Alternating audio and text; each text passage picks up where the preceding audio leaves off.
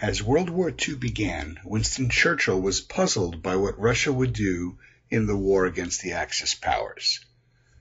He articulated of Russia, "It is a riddle wrapped in a mystery inside an enigma." I cannot think of a more apropos subheading for this discussion on VAD thrombosis. It truly is a very perplexing problem on many levels. The outline showed here breaks down the topic of VAD thrombosis into 7 basic areas. First, I will provide some background information on the topic. Second, I'm going to relay some thoughts about the magnitude of the problem.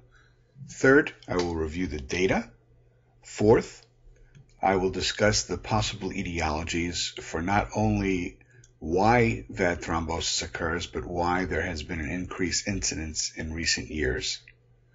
Fifth, I will discuss the prevention of VAD thrombosis. Sixth, I will talk about the discussion and treatment, and finally, I'll wrap up with summary and conclusions. There have been numerous trends over the past several years in the field of mechanical circulatory support. First of all, the U.S. population is aging. Over the next 20 years, there will be a doubling of the population over 65. Since most of these will not be candidates for heart transplantation by virtue of age alone, this portends a substantial growth in the LVAD utilization in the United States, other things being equal. Second, the survival of patients with continuous flow LVADs continues to improve, with survival at 1 year approximately 80%. As a general rule of thumb, survival drops by about 10 percentage points with each year survival thereafter. So 80% at 1 year, 70% at 2 years, 60% at 3 years, and 50% at 4 years. Despite some of the morbidities experienced by the VAD patients, overall their quality of life has been vastly improved. Third, in recent years, more centers are implanting VADs and more patients are getting VADs. For the last few years, the patient enrollment in the Intermax database has increased by approximately 2,500 patients per year. Now, this number does not count the various patients in clinical trials for non-approved devices, so this is a conservative estimate.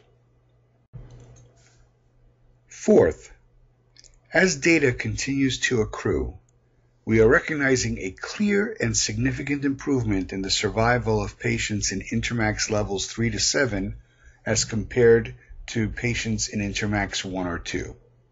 This has spurred many of us in the field to call for studies examining the benefit of LVAD therapy in patients with lesser degrees of heart failure.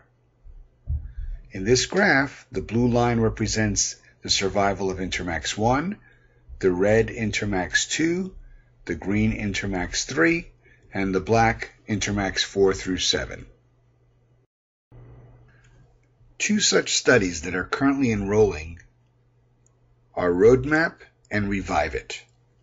Roadmap is an observational study looking at putting VADs in patients in Intermax 4 through 6, which is actually within the current labeling of HeartMate 2, and then comparing them to outcomes with optimal medical management. Revive It is a randomized prospective trial studying patients in NYJ Class 3, most of who would be considered outside of the current labeling for HeartMate 2. As we delve into the topic of VAD thrombosis, for perspective, I have put up the present slide that lists the major morbidities of LVAD therapy. My mnemonic for these is HATE IRS. In the U.S., tax day is April 15th, and the oral boards are in May. I am hoping that the timing will add reinforcement to this mnemonic for those who are taking the boards. So here is a quick recap of what I've presented thus far. Mechanical circulatory support has been growing rapidly as a field. More centers are implanting and more patients are getting implanted. Survival has improved markedly over the years. The less ill a patient is at the time of VAD, the better the expected outcome. And finally, despite the occurrence of complications, overall quality of life has been improving for these patients. Let's move on now to a discussion of the magnitude of the problem. Why is VAD thrombosis so problematic? It lies in the fact that with the present state of knowledge and technology, VAD thrombosis is difficult to define, difficult to understand, difficult to prevent, difficult to diagnose, difficult to treat, and it is difficult to ensure survival of the patient who develops VAD thrombosis. Prior to 2013, there had been numerous publications on the topic of VAD thrombosis. One ubiquitous difficulty in these publications is the lack of consistency across the studies in terms of the definition of VAD thrombosis. In the upper half of this table are listed case or small series reports on the subjects, and on the bottom half are the larger clinical studies. Consistently, prior to 2013, VAD thrombosis was not considered much of an epidemiological problem. The published series all reflect events per patient year rates of less than 0.03. Well, how about the more recent data?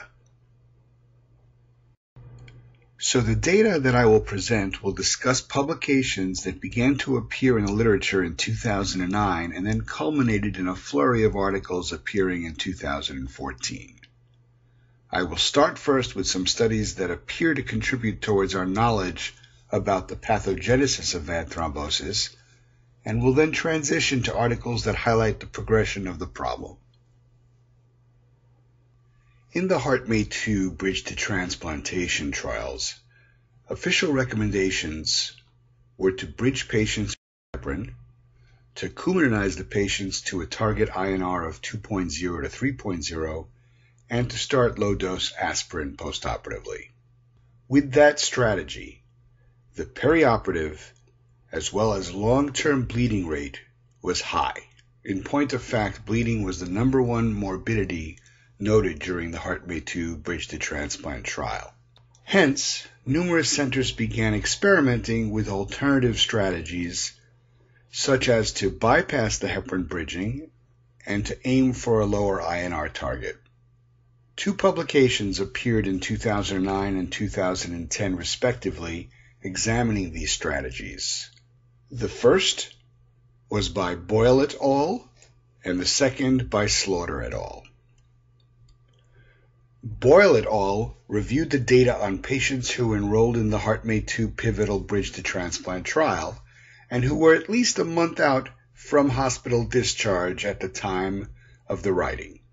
The resulting 331 patients were divided into 5 INR groupings.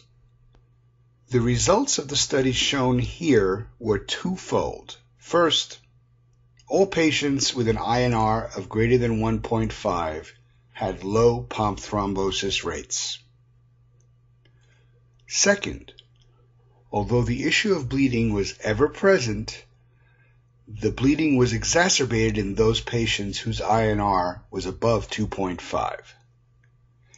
Hence, the rule of thumb evolved that perhaps we should downshift the patient's target INR range by 0.5, so that instead of keeping the INR from 2 to 3 as initially recommended, we would now shoot for 1.5 to 2.5. And many centers did. So it appears a lower INR target could be tolerated, perhaps.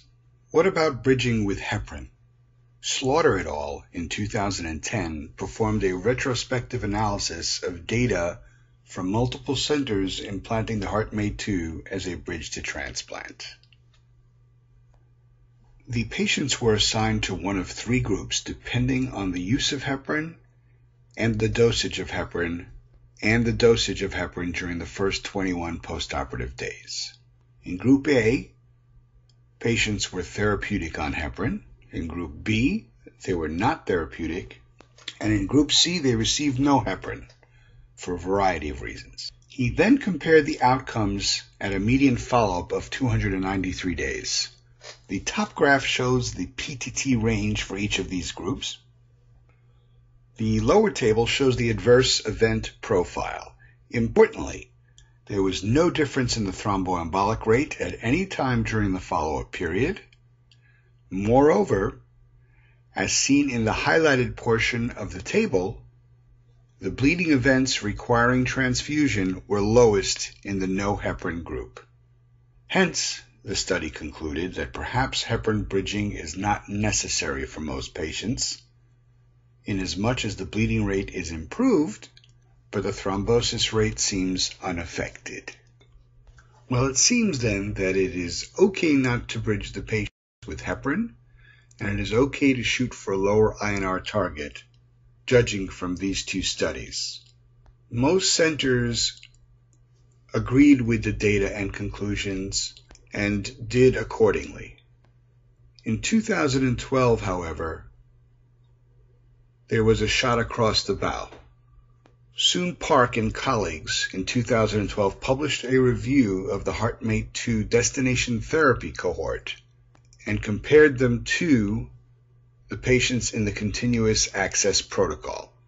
In their analysis, they found that both the pump thrombosis rate and the replacement rate for pump thrombosis tended to increase from the trial itself to the continuous access period, although this difference was not statistically significant, as you can see in the table. With the benefit of hindsight, maybe we can say that this should have been perceived as the shot across the bow regarding the potential rising incidence of pump thrombosis. Well, if this was indeed a real phenomena, why was this happening? In the same study, Park and colleagues looked at the anticoagulation regimen and monitoring of these patients. On the left is a graph showing that there were more patients in the continuous access group who were not bridged with heparin. This can be seen in the last bar set. On the right is a graph showing that patients in the continuous access group also had a lower mean INR. From the prior studies we just discussed, we could understand how this change came about. Unfortunately, there was no correlation attempted as to whether patients who did not receive heparin or patients who had lower INRs or both were more likely to have pump thrombosis, independent of the time period. Well, Park's study is certainly thought-provoking in retrospect. One might conjecture that the trend toward increases in VAD thrombosis were perhaps due to the relaxation of the requirement for heparin bridging and of the INR targets, but we don't have a strong evidence basis for it. As we saw from both retrospective reviews of HeartMate 2 BTT data, this relaxation was becoming more pervasive in the VAD community.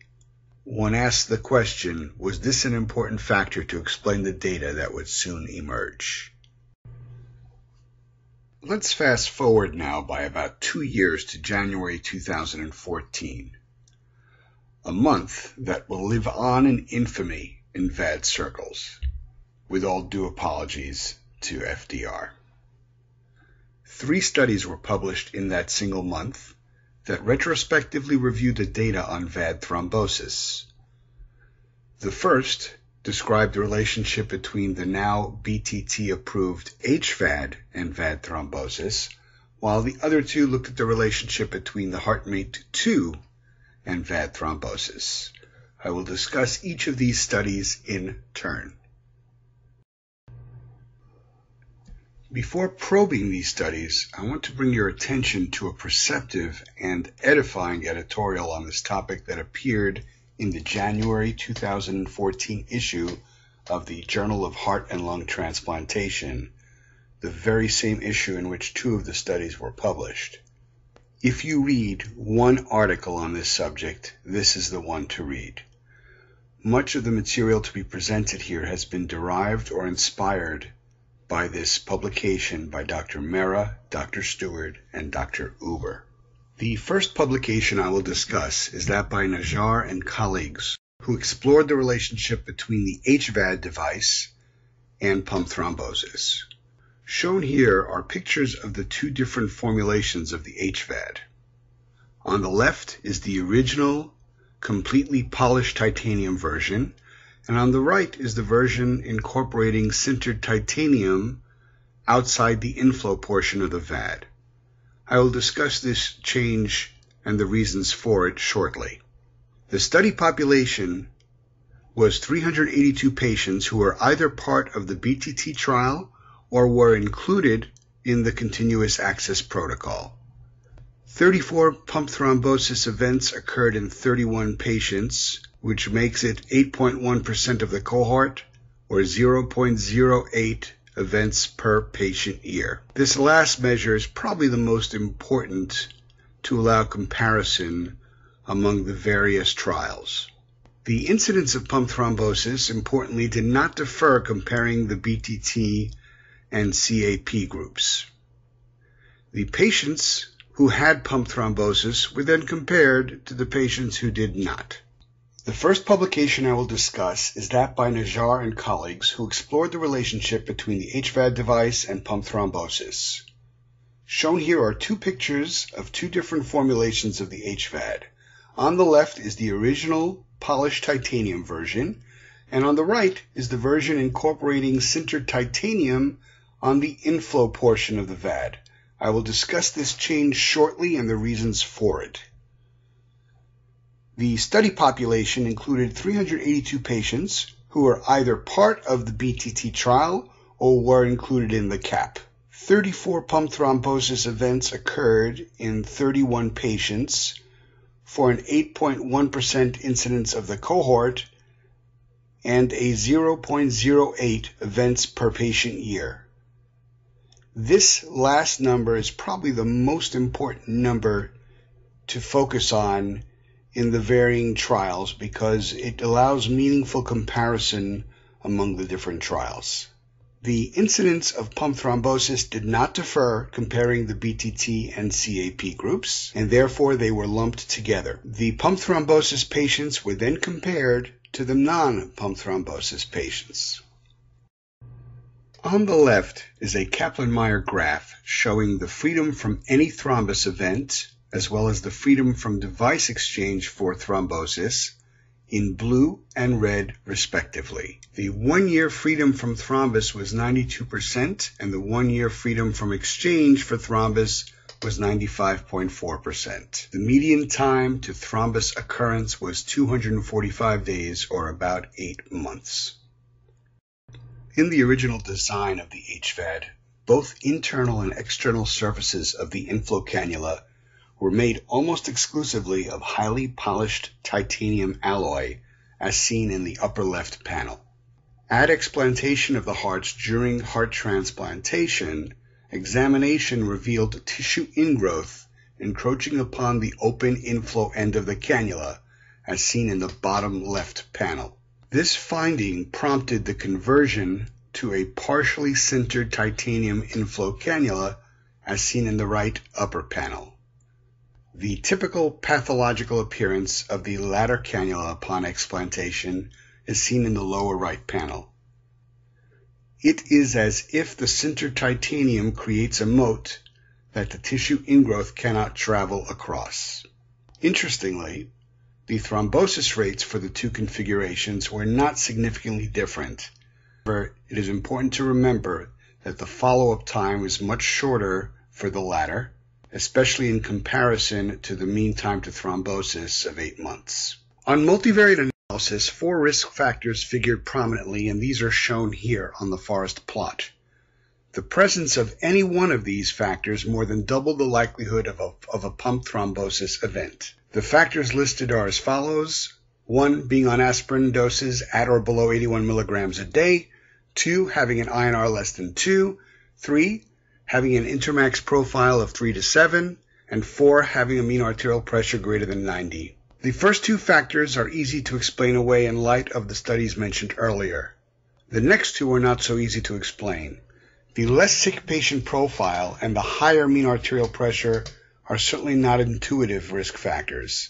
Regarding the first, the authors state that, for some reason, I guess possibly bleeding issues, Of the Intermax 3 to 7 patients were sent home on high-dose aspirin.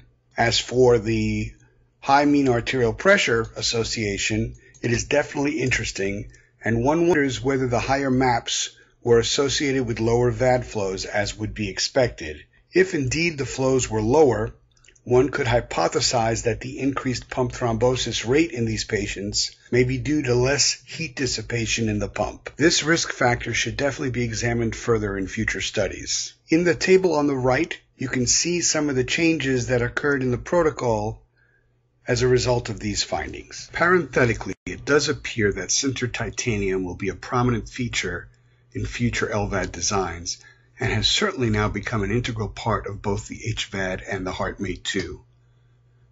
Of note, the circles in the HeartMate 2 figure on the right point to the sintered titanium portions of the HeartMate 2 VAD that include the inflow cannula, the inflow elbow, and the outflow elbow.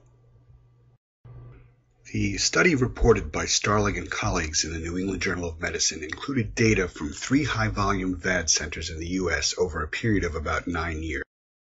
These institutions included the Cleveland Clinic, Barnes-Jewish in St. Louis, and Duke in North Carolina. 2 categories of pump thrombosis were recognized. First, confirmed pump thrombosis included patients who had direct pathological evidence of thrombus at pump replacement, heart transplantation, or autopsy. Second, suspected pump thrombosis included those patients who had pump malfunction suggestive of pump thrombosis, but this category excluded the confirmed group. The larger figure on the right shows a provocative graph of the overall occurrence of confirmed pump thrombosis at 3 months after HeartMate 2 implantation. As you can see, there was a steep increase noted in early 2011 at each institution, as shown in the inset. The figure on the left shows the occurrence and incidence of confirmed pump thrombosis stratified by implantation date using a cutoff of March 2011. One can see that both the occurrence and incidence patterns are remarkably different. The inset in the same figure shows that the instantaneous risk of pump thrombosis before March 2011 was constant at 0.4% per month, and the risk after March 2011 peaked early after implantation before falling to a sustained rate of about 0.6% per month. Moreover, as seen in the table on the right, the median time to confirmed pump thrombosis was dramatically different for the 2 periods. Before March 2011, the median time was 19 months, and after, it was just short of 3 months. Why the difference? One of the greatest contributions of this paper was in demonstrating the potential utility of serum LDH levels to presage confirmed pump thrombosis. In the figure on the left, the estimate of the serum LDH levels shows that in patients with confirmed pump thrombosis, there was a distinct rise in serum LDH starting approximately 1 month prior to the diagnosis of confirmed pump thrombosis. Starling and colleagues offer a time course for this relationship, shown diagrammatically in the figure to the right. Essentially, thrombus initiation transitions to incomplete thrombosis, and finally, if not addressed, to complete thrombosis. LDH levels rise during the first 2 periods, while confirmed pump thrombosis occurs in the last. The table shown here summarizes the anticoagulation protocols of the 3 institutions. A couple of points to be noted. First, heparin bridging was generally used prior to 2009, and then again after 2011 without heparin bridging in the intervening period. Cleveland Clinic and Barnes-Jewish begin it almost immediately after implant if there is no bleeding, and Duke begins it if the INR is not therapeutic by 3 days post-op. Number 2, antiplatelet therapy was used universally across all 3 institutions and over time. Management and outcomes by patient of those who had confirmed pump thrombosis. Once confirmed pump thrombosis was diagnosed, the management proceeded as follows. 11 patients were treated with urgent heart transplantation, 19 were treated with urgent VAD exchange, 2 had their VADs removed because of sufficient recovery, and 38 patients received only medical therapy, which usually included thrombolytics. The outcomes were as follows.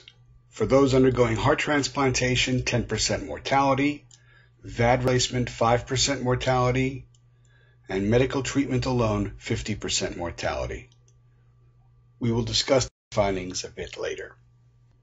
To further elaborate on the high mortality rate of medical therapy alone, shown here are the Kaplan-Meier curves comparing heart transplantation, VAD exchange, and medical therapy for pump thrombosis. As one can see, the latter had a much higher mortality rate over time, even beyond the perioperative period. Shown here are some replies to the editor regarding the Starling publication that appeared in ensuing issues of the New England Journal of Medicine.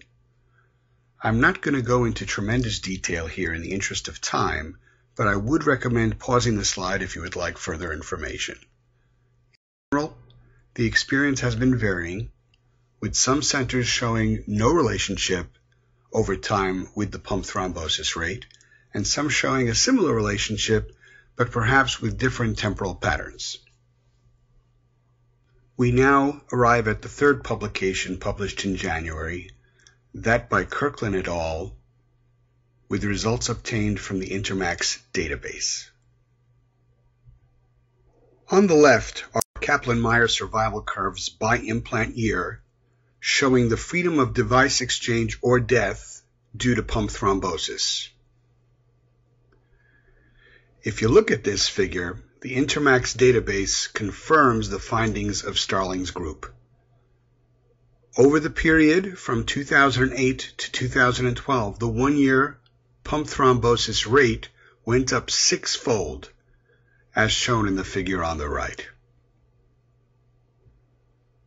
In addition, those undergoing pump exchange for pump thrombus had a worse overall survival as compared to patients undergoing their primary VAD. In this figure, the patients undergoing primary VAD are in blue, and those undergoing exchange due to thrombus are in red. In this analysis, the following were found to be risk factors for device exchange or death due to pump thrombosis: implant year, younger age, white race, larger BMI, LVEF greater than 20%, and higher LDH at 1 month post-op. Some of these findings are intuitive, others are counterintuitive, and still others require a bit more thought and exploration in the future. This next slide is from Mandeep Mehra's editorial and summarizes and compares the 3 studies that I have just presented. Please pause the slide if you're interested in viewing this further. One final study to discuss briefly, presented at the ISHLT meeting from this year, includes data from the MAUD database. This database collects post-market surveillance data of medical devices in the United States. As you can see from this slide, the MAUD database confirms the increasing incidence of pump thrombosis, but starting in 2010, a bit earlier than the Starling paper.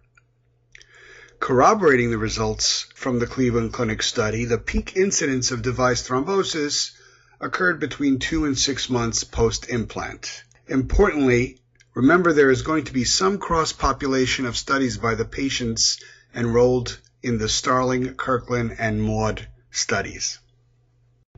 So to recap, there has been a definite increase in thrombosis in recent years. An increase in LDH may predict pump thrombosis. The etiology is likely multifactorial. Thrombosis in recent years appears to be occurring earlier. It is also associated with worse outcomes, and outcomes appear to be better with device exchange as opposed to medical therapy. But remember, this is retrospective data. Regardless, as one might imagine, the growing issue of VAD thrombosis has had quite a chilling effect on those of us in the field. Just as we have approached the holy grail of hoping to extend mechanical support higher and less ill intermax levels, we appear to be submerged in cold water.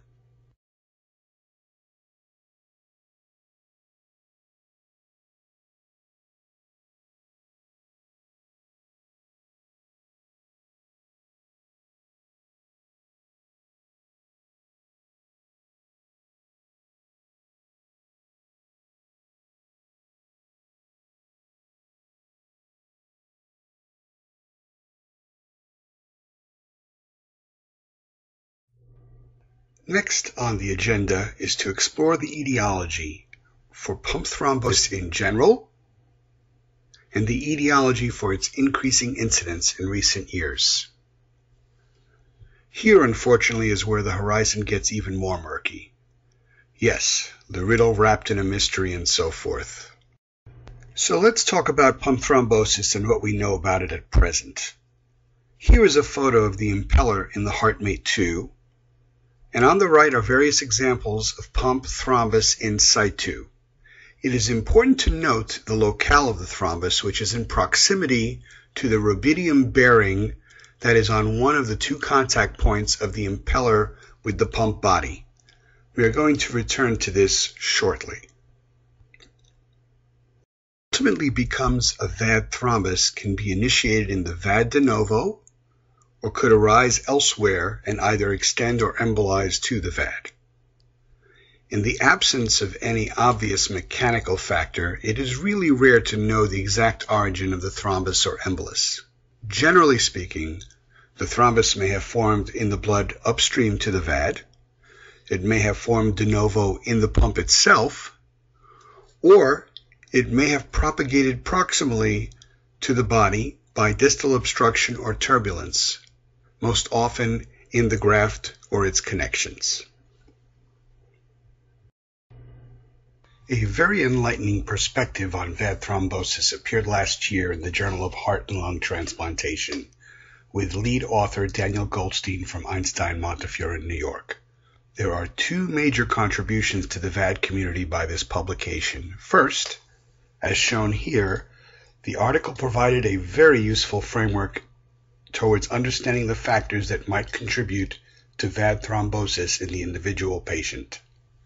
Second, it provided an algorithm of how to work up a patient with suspected VAD thrombosis and how to manage that patient. Remember that this is a consensus statement by experts since the evidence basis in the literature is quite scanty. The paper broke the categories of factors that increase propensity towards pump thrombosis into three separate areas. First, pump-related, second, patient-related, and third, management-related. There are also some factors that cross over among groupings, but in general, this thought process works quite well. So, of the pump-related factors, those they include are intrinsic heat from the impeller, surface interactions, platelet activation from shear stress, regions of stasis in the pump, cannulation site thrombus, outflow graft impingement, and inflow cannula migration and malposition.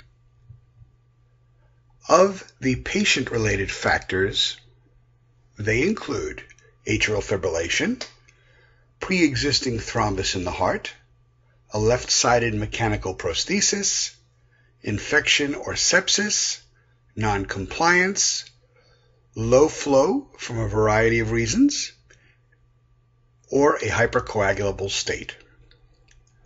Finally, there are management-related factors that include a low INR, although this sometimes can be a compliance issue, absence of antiplatelet therapy, which also can be a compliance issue, inflow cannula malposition, infection management, and low flow due to intentional low RPM setting or hypertension.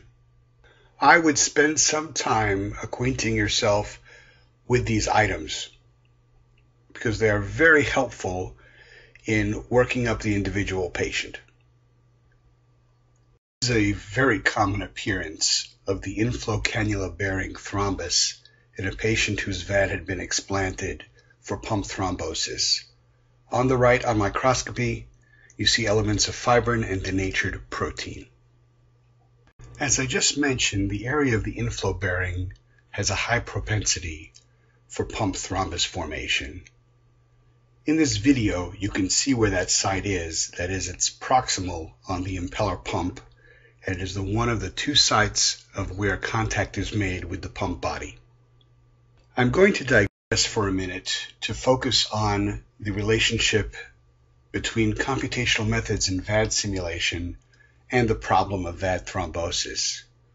Computational methods such as computational fluid dynamics are very instrumental in the initial VAD design as well as later modifications. This slide depicts a mock loop as well as the color representation of flows around the VAD impeller. Computational fluid dynamics, or CFD, serves to solve numerical equations in order to predict flow patterns that result when one makes changes to a complex system, such as a VAD. It is used to model a variety of flow phenomena, and it is particularly useful in analyzing the problem of VAD thrombosis. Shown here are some of the necessary computational equations that play a central role in CFD. And yes, they will be on the final exam. This is a rather complex slide that I include for those who want to delve further. It depicts, by computational fluid dynamics, the areas in the VAD pump that might be prone to thrombosis. On the left-hand side, you can see several examples where thrombosis has occurred near the inflow bearing. On the middle picture, there are flow disturbances just behind the flow straightener and adjacent to the inflow bearing in the pump as predicted by this model. The flow disturbances include stagnation and recirculation. These patterns are predictive of thrombus formation and correlate well with what we see clinically. Please pause the slide if you want to get more information about this very interesting but complex topic. Continuing with the topic of etiology for pump thrombosis, I want to discuss briefly what I call the yin-yang relationship of pump speed.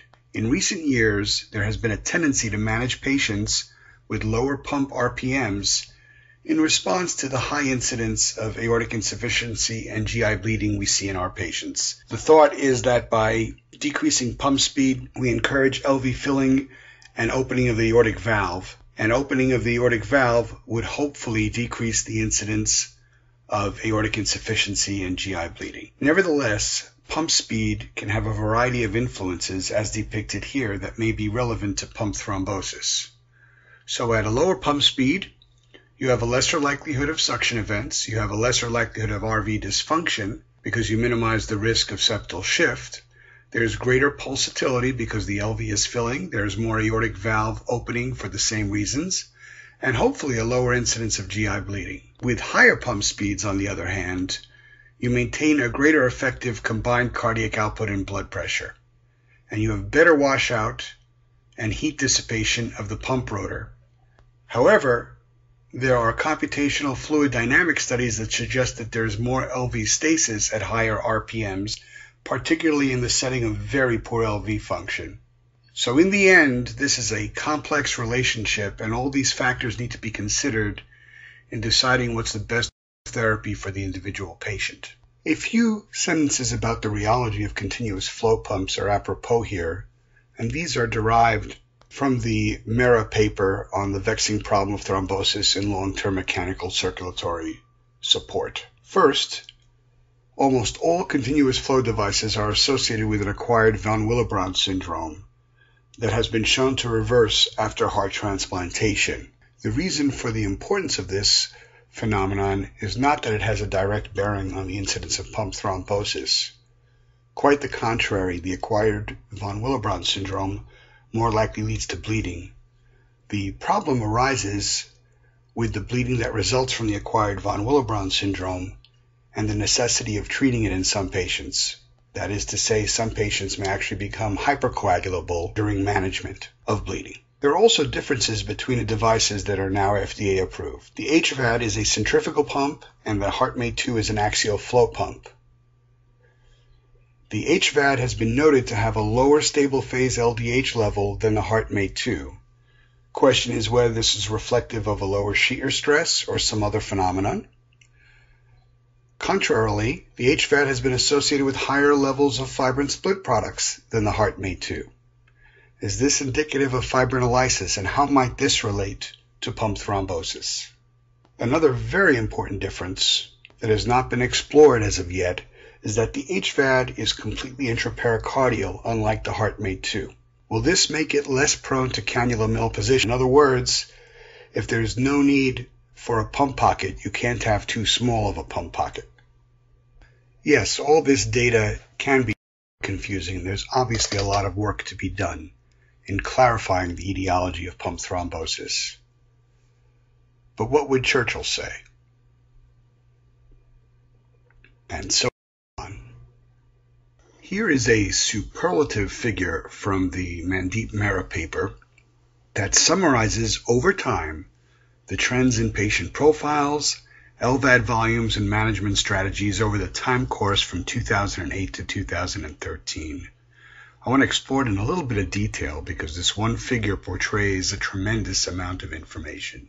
As we look at the diagram, at the top part, we see about the FDA approval process for the HeartMate 2 for bridge to transplant was in 2008, and then the same device for DT in 2010, and finally the Heartware HVAD for BTT at the end of 2012. The green line that you can see cascading across the figure shows the growth in VAD volumes. The red bars on the graph show what happened over time with the intermax profile of the patients. So the red represents intermax profiles 1 and 2, and you can see that that has diminished over time. The blue rectangles represent the percentage of destination therapy cases of the overall volume. You can see that that's been rising steadily, and it's probably now over 50% of the annual VAD volumes. In blue, in the middle of this figure, are the 1-year survival rates. Towards the left-hand side,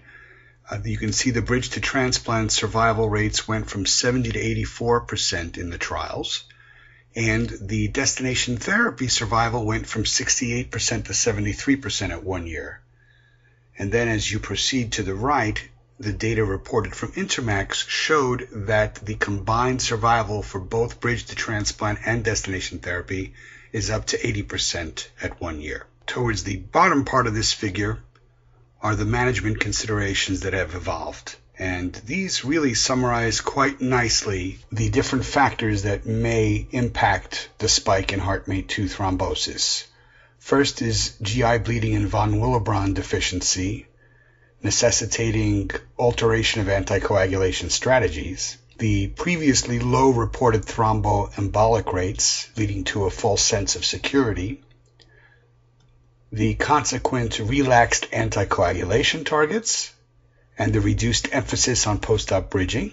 The growth of recognition of aortic valve pathology and its relationship to bleeding and pump speed, thereby leading to a strategy of lower pump speeds to maintain aortic valve opening. At the bottom of this figure are the HeartMate 2 pump modifications that have occurred over time that are unlikely to be related to the spike in incidence. In 2008, there was a percutaneous lead recall, and in 2011, there was a modification of the bend relief and implant kits. The bend relief in particular was an issue because there was an increased incidence of VAD thrombosis noted when the bend relief subluxated off its connection to the outflow. And when it did, it could impinge on the graft. Now that the bend relief has been modified, that incidence has gone down precipitously. So again, this latter technological modification is unlikely to be related to the more recent spike in pump thrombosis.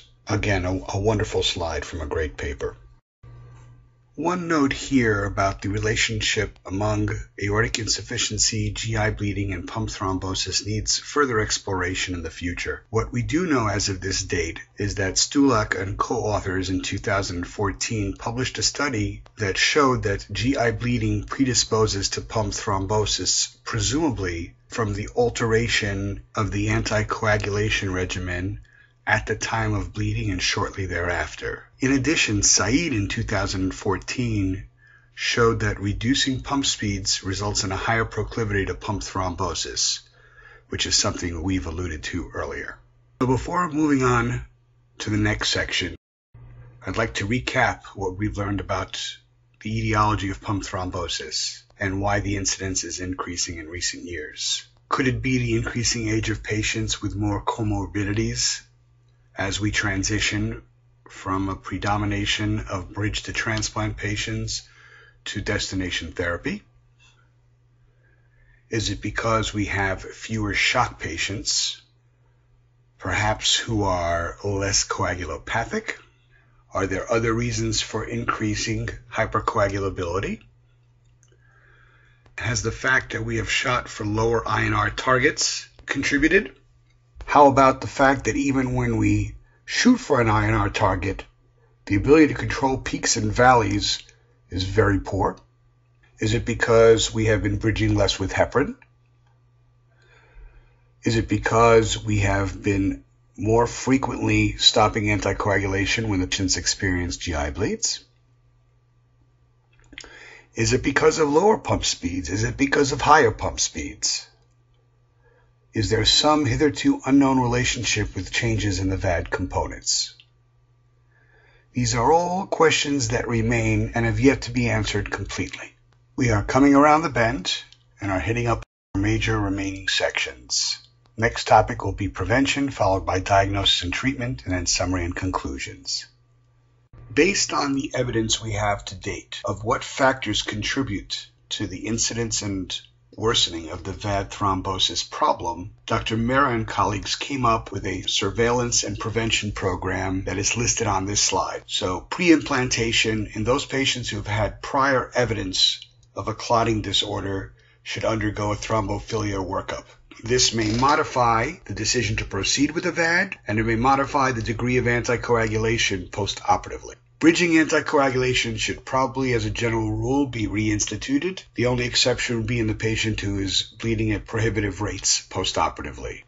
We must implement a monitoring scheme to look for dynamic thrombosis risk. So in patients who developed new atrial arrhythmias or have evidence of clot in the aortic root, we ought to augment the anticoagulation and antiplatelet regimens. What we should specifically do is unclear at this time. We should be monitoring for hemolysis with biweekly LDH assays. The triggers will depend on the local laboratory, but in general, for the HeartMate 2, the trigger should be a 2.5 times rise in the LDH, or roughly 600 international units per liter. For the HVAD, the rise should be 1.7 times, or 400 international units per liter. The responses to these triggers could vary from implementing further anticoagulation, antiplatelet therapy, adjusting the pump speed. In general, the algorithm that I'm going to be showing should be followed. We should be monitoring for mechanical factors as previously discussed, looking for the angular acuity on X-rays or increasing pump pocket depth for the HeartMate 2. We should also be checking for bend relief subluxation on the chest X-ray in those patients who underwent VAD implantation prior to the bend relief change. We should be especially vigilant during and after infection because of the relationship between infection and hypercoagulability.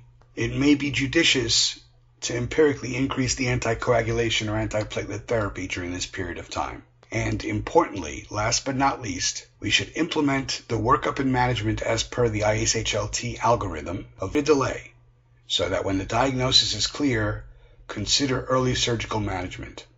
Okay, we are now at the home stretch. I'm going to conclude with diagnosis and treatment, followed by summary and conclusions.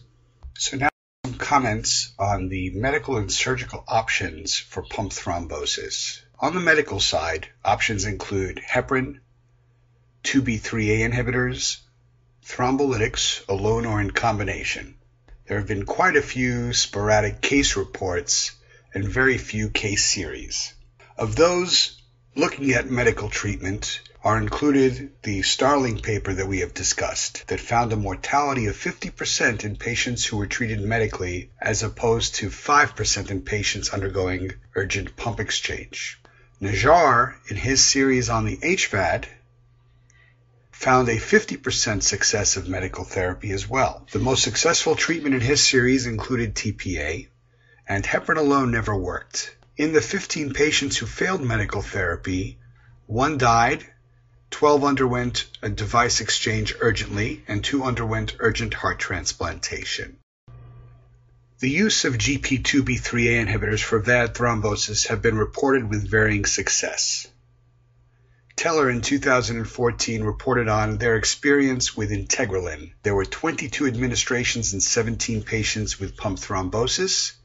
The median time of occurrence from implant was 47 days. More than 60% received concomitant heparin. The results were as follows. There were 11 bleeding episodes, so 50% of the patients bled seriously, 4 were hemorrhagic strokes, and 5 were GI bleeds. Device exchange was required in 3 patients, or 18%, and 7 patients died, or 41% of the total. These results, in combinations to the ones discussed in the prior slide, lead one to the conclusion that the risk of medical therapy may outweigh the benefit, especially if instituted too late in the time course of pump thrombosis.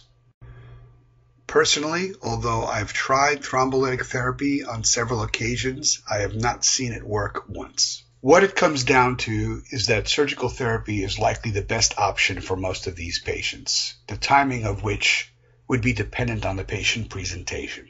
Some can be set up relatively electively for device exchange, others may need to go emergently. The nice thing nowadays is that this operation can be accomplished by a sternal sparing subcostal incision, first described by Ota in the Journal of Heart and Lung Transplantation earlier this year. As you can see here, the pump body is exposed through a subcostal incision. Vascular control is gotten distally on the graft. The patient has been placed on cardiopulmonary bypass so that the blood can be evacuated from the heart. And then after disconnecting the pump and removing the driveline, a new pump body is put in, secured, and activated. One of the challenges of this technique is that preoperatively one has to be pretty sure that the problem with the VAD thrombosis is not related to a more proximal or more distal problem than the pump itself. Otherwise, a more extensive operation might be necessary. The following slide shows a series of photos illustrating the operative approach. So again, the first picture in the upper left is the figure from the Ota paper. The second is the incision made in the subcostal territory. The patient's head lies toward the left and the patient's feet to the right. Once that incision is made and the pump is exposed, the Rultrect retractor system is used to elevate the patient's sternum so that better exposure of the pump can be obtained. The following picture shows the excellent exposure obtained by this retraction, and we're right on the pump body. The next photo is a picture of the wrench that is supplied in the Thoratec kit for the pump exchange, which is used to unscrew the pump body from the inflow and from the outflow elbows. Once the VAD is removed, it is inspected, and as you can see in this patient, there was clot evident in the inflow portion of the pump. Of course, this entire operation is done on cardiopulmonary bypass. Muazzami reported on his group's experience with HeartMate 2 replacements in 72 patients who underwent 79 replacements. 77 of these replacements were in the chronic phase, so they weren't acute emergencies. 5 operative deaths occurred for an operative mortality of 6.5%, which is very reasonable. Importantly, the Intermax database has shown a significant decrease in 2-year survival in patients who require device exchange as compared to survival after initial implantation, a graph which we have seen earlier in this presentation. This figure is from the Goldstein publication from the Journal of Heart and Lung Transplantation that provides an algorithm for the management of patients with potential VAD thrombosis. I'm not going to explore it in any detail, but I do encourage you to pause the slide to look at the various components of the algorithm. Importantly, the top rectangles describe various presentations of the patients, whether it be an isolated power elevation, isolated LDH rise, true evidence of hemolysis, or heart failure symptoms. And as you go from left to right, the seriousness of the presentation escalates, and the urgency of further evaluation moves up a notch. So you've made it here to the final portion of the presentation, discussing the summary and conclusions of the data and information that I have presented. Summary and conclusions. VAD thrombosis is a threatening and complex problem. It truly is a riddle wrapped in a mystery inside an enigma, and we have much to learn. Its etiology is multifactorial, and probably that is true for individual cases as well.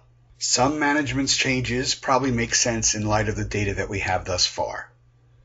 The reinstitution of heparin bridging, shooting for higher target INRs, antiplatelet therapy, and tailoring of these agents and others to the circumstances of each individual patient. Biweekly serial monitoring of LDH in patients after LVAD is mandatory.